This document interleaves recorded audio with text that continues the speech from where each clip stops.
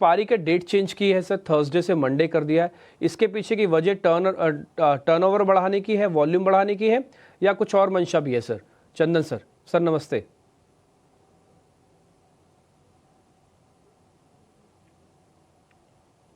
Connect नहीं है शायद, आई थिंक पीसीआर एक बार वापस कनेक्ट कीजिए। मैं ही यहीं से समझ गया था कि कनेक्ट नहीं है, वो आपको कैसे नहीं जल्दी पता चल रहा?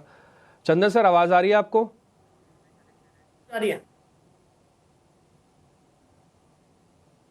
सर नमस्ते सर, एक्सपायरी पे आपका टेक चाहिए जो मंडे कर दिया थर्सडे से। बिल्कुल, बहुत बहुत धन्यवाद। नमस्कार, सुप्रभात। देखिए, एक सडन जो सर्कुलर आया है उसके तहत एनएससी ने जो उनकी Thursday weekly and monthly expiry होती थी उसको चेंज करके मंडे किया है। तो देखिए, एक सडन चेंज हुआ है। कहीं ना कहीं ऐसा लग रहा है कि कंपटीशन को डील करने के लिए, हैंडल करने के लिए किया है। क्योंकि बीएससी का जो पहले एक्सपायरी हुआ करता था वो फ्राइडे को होता था, एनएससी का ट्यूसडे होता था। बट रिसेंटली सेंसेक्स का जो वीकली एक्सपायरी वो ट्यूसडे होने लग गया, उसकी वजह से थोड़े वॉल्यूम वहां पे शिफ्ट होने लग गए। बट अब मंडे होने से कहीं ना कहीं एनएससी को शायद लग रहा होगा कि जो सेंसेक्स की तरफ डेरिवेटिव्स का बिजनेस जा रहा है वो वापस स्टेप अप करने की ट्राई करेंगे। बट चिंता का सवाल ये है कि अब हर दिन खुलते ही आज एक्सपायरी डे है, बट समझ में ये नहीं आएगा कि उस दिन डीके प्रीमियम इतना होके जाएगा।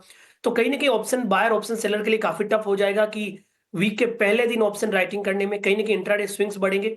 ओवरनाइट पोजीशन बहुत कम होगी, जो भी होगी ऑप्शन स्ट्रेटेजी वाले कैरी करेंगे। उसके अलावा पिछले लगभग 3 से 5 महीने में एल्गो के रूल बेस्ड सेटअप काफी डिस्टर्ब हुआ है। क्योंकि एक तो लोड साइज चेंज हो गई, निफ्टी का 25 से 75, बैंक निफ्टी का 15 to 30। उसके अलावा कुछ एक्सपायरी चेंज हो गई, बैंक निफ्टी की जो वीकली एक्सपायरी होती थी वेंसडे को, उसको एलिमिनेट किया है। तो इतने सारे चेंजेस से अब बैक टेस्टिंग के डेटा मिलने मुश्किल हो जाएंगे। अभी तक जो निफ्टी के बैक टेस्टिंग डेटा थे वीकली एक्सपायरी के, वो थर्सडे थे। अब मंडे होने के बाद सेम डे के बैक टेस्टिंग डेटा होंगे नहीं। तो ये सारे कंसर्न्स हमें रहेंगे और कहीं ना कहीं इनको समझना पड़ेगा कि बाजार कैसे लेते हैं। बट एक बार के लिए थोड़ा अड़चन होगी कि कैसे ही से एक वीक के पहले दिन मार्केट खुला और खुलते एक्सपायरी है, तो उसके बाद के प्रीमियम क्या होंगे या फिर वीकेंड में डीके कितना होगा। यूजुअली हम देखते हैं कि एक्सपायरी से एक दिन पहले बड़ा डीके होता है, बट अब एक्सपायरी से एक दिन पहले तो 2 वीकेंड है।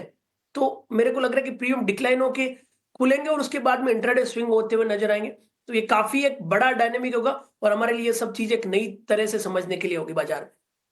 चंदन जी, कहा यह भी जा रहा है कि जिस तरह से बीएसई पर वॉल्यूम बढ़ रहे थे उसके चलते ही एक दिन पहले ही बल्कि एनएसई ने अपना ये शिफ्ट कर दिया एक्सपायरी का डे।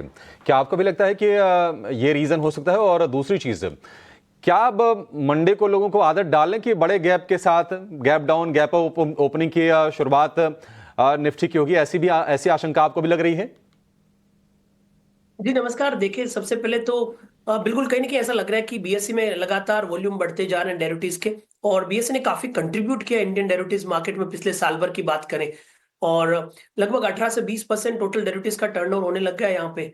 और उसका रीजन यही था कि उन्होंने फ्राइडे के एक्सपायरी को ट्यूसडे शिफ्ट किया। और तो सबसे पहला तो यही था कि बीएससी में जिस हिसाब से वॉल्यूम जा रहे हैं उसको कैसे हैंडल किया जाए, उस वॉल्यूम को कैसे वहां पे रिटेन किया जाए एनएससी। और बिल्कुल अब मंडे को गैप अप गैप डाउन की आदत डालनी पड़ेगी, क्योंकि डे खुलते ही एक्सपायरी डे। तो मेरे को लग रहा है मंडे बहुत बड़ा वोलेटाइल डे होता हो जाएगा। पहले मेरे को याद है, आपको बताऊंगा कि थर्सडे हमारा एक मेन डे होता था और सबको मालूम था कि आज थर्सडे है, आज बहुत काम रहेगा, आज हमें बाजार में रहना है। बट अब ऐसा होगा वीक के पहले दिन ही आपका खुला और खुलते ही आपका एक्सपायरी डे हो गया। प्रीमियम कम रहेंगे क्योंकि एक्सपायरी डे है। थीटा डे के बड़ा होगा क्योंकि खुलते ही पहला दिन एक्सपायरी, उससे पहले वीकेंड है, वीकेंड का रिस्क नहीं रहेगा। तो आई थिंक हमें आदत डाल लेनी चाहिए। बट अगेन अभी तक नहीं मालूम रेगुलेटर और एक्सचेंज क्या क्या बदलाव ले रहे हैं, क्योंकि पिछले 3 महीने में बहुत सारे बदलाव हो चुके हैं। Mark to mark margin calculation का अभी 4-5 दिन पहले एक सर्कुलर आया था, उसमें ओपन इंटरेस्ट कैलकुलेशन का भी बदलाव लेके आए हैं। तो काफी बदलाव हो चुके हैं और मेरे हिसाब से ये बदलाव जब होंगे तब जाके यहाँ पे पूरी स्टेबिलिटी होगी। तब तक बाजार में swing trader, rule based trader, writer, buyer, उनके लिए इजी नहीं रहेगा। उनको नई परिस्थिति में अपने आप को अपडेट और अपग्रेड करना पड़ेगा।